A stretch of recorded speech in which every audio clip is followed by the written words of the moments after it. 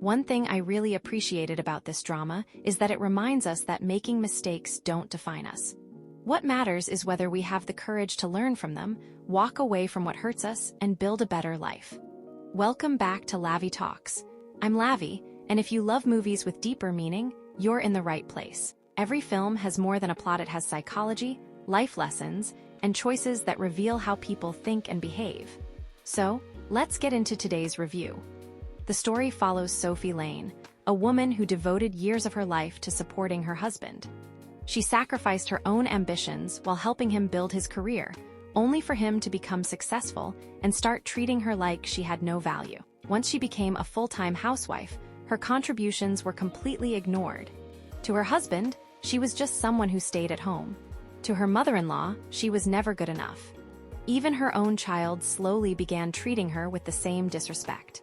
That part of the story really stood out to me because children don't develop attitudes in isolation. In psychology, and even in criminology through social learning theory, we learn behaviors by observing the people around us.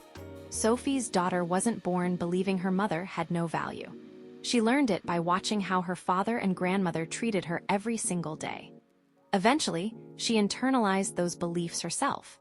You can even see the psychological impact after the divorce. When Sophie starts interacting with the lawyer, David Forrest, her daughter can't understand why someone so successful, handsome, and accomplished would be interested in her mother. She basically wonders, what does he even see in her? That reaction isn't really about David, it's about years of conditioning that taught the child that her mother wasn't worthy of love or admiration. It's heartbreaking because emotional abuse doesn't just affect the victim.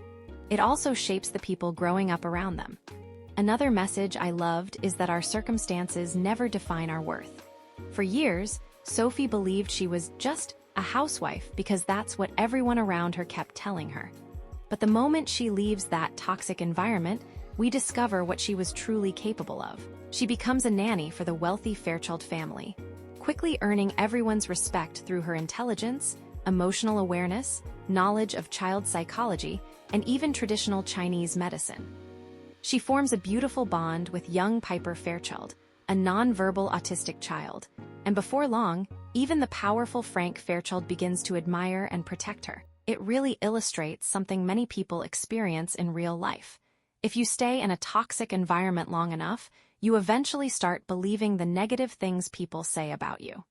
Their opinions become your identity. But that identity was never who you truly were. Once Sophie walked away, she didn't become a different person, she simply had the chance to become the person she had always been. The drama also highlights something society often overlooks: housework is work. Sophie spent years managing the home while supporting her husband's career, yet none of that labor was considered valuable. Ironically, once she left, everyone suddenly realized how exceptional she actually was. It's a reminder that unpaid domestic work is still labor, and someone's value should never be measured solely by how much money they earn. Another scene that really stayed with me involved a young woman who desperately wanted to marry into a wealthy family because she believed that was her only path to a meaningful life. She couldn't imagine having any value outside of becoming someone's wife. Sophie challenged that belief beautifully. Instead of encouraging her to chase a rich husband, she encouraged her to believe in herself, build her own career, and create something meaningful. At first, the young woman couldn't even imagine she was capable of success. She kept asking, "What can I even offer?" I think that's a question many people ask themselves. Sometimes we underestimate our own talents because we've spent so long comparing ourselves to everyone else. This scene reminded me that confidence often isn't something we're born with, it's something we rebuild after years of doubting ourselves.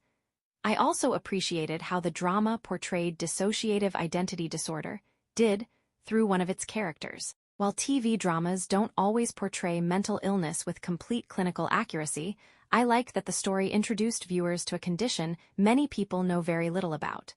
People often ask me, "Why do you even watch movies? Apart from entertainment, what do they actually teach you?"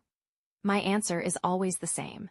Movies are so much more than entertainment. Behind every script is research, creativity, psychology, and often someone's lived experience. They explore relationships, trauma, resilience, ambition, forgiveness, family dynamics, and countless aspects of human behavior. Even when the premise is fictional, like being reborn and getting a second chance, the emotional lessons are incredibly real. Of course, none of us gets to relive our lives after making bad decisions. That's what makes these rebirth dramas so interesting. The second life isn't really the lesson. The lesson is reflection. Every major decision in life gives us an opportunity to stop and ask ourselves difficult questions. Is this relationship healthy? Am I being respected? Am I becoming the person I want to be? Is staying here worth sacrificing my future? Sophie's first life shows what happens when those questions go unanswered for too long. She tolerated disrespect, ignored countless warning signs, and eventually lost everything. Her second chance symbolizes something we all have in real life, the ability to change direction before it's too late. One final takeaway I appreciated is the importance of maintaining your own independence. Whether you're a woman, a man, a stay-at-home parent, or the primary breadwinner, it's healthy to have your own identity, your own skills, and something you can rely on if life changes unexpectedly.